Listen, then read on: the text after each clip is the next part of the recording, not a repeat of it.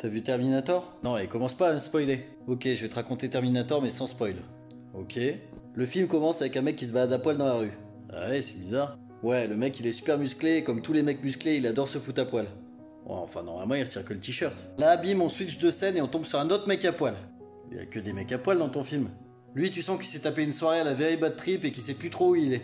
Ouais, enfin, de là à finir à poil. Là, on arrive sur une scène où il y a une fille avec un caniche sur la tête, qui est barmaid et qui part chez elle rejoindre son ami. Un caniche sur la tête?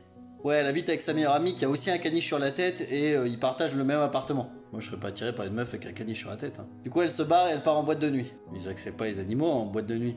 Et là, il y a Albert, le mec musclé qui arrive chez elle, sauf que du coup, elle est pas là. Et il est tellement vénère qu'il commence à défoncer le gars de sa copine. Mais Albert, il faut maîtriser tes émotions. Et là, Albert, il tombe sur l'agenda de Sarah, il voit qu'elle est partie en boîte et il part la rejoindre, vénère.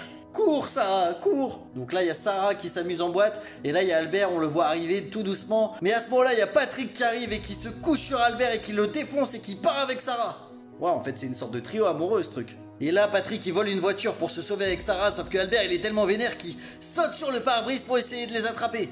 Il lâche pas l'affaire, cet Albert. Là, Patrick et Sarah, ils arrivent à s'enfuir, sauf que Albert, il vole une voiture de flic pour les poursuivre. C'est un malade.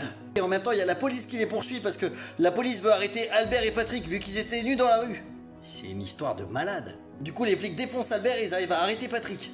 Bravo la police. Et là, il y a Sarah qui se retrouve au commissariat avec Patrick arrêté et qui est là en mode « Mais qu'est-ce qui s'est passé? Moi, j'ai rien compris. » Tu m'étonnes. Sauf que là, il y a le retour d'Albert qui arrive dans le commissariat, qui commence à défoncer les flics pour récupérer Sarah. Mais il lâche jamais ce mec.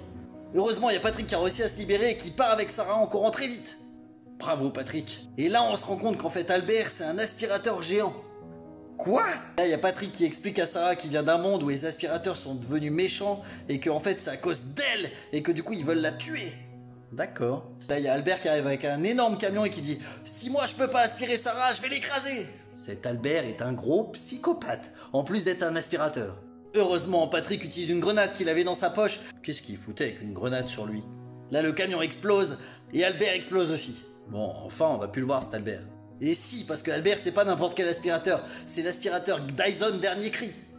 Hein? Ouais, l'aspirateur qui résiste à tout. Et donc là, l'aspirateur arrive sous sa vraie forme d'aspirateur et il commence à dire « Je vais vous aspirer !»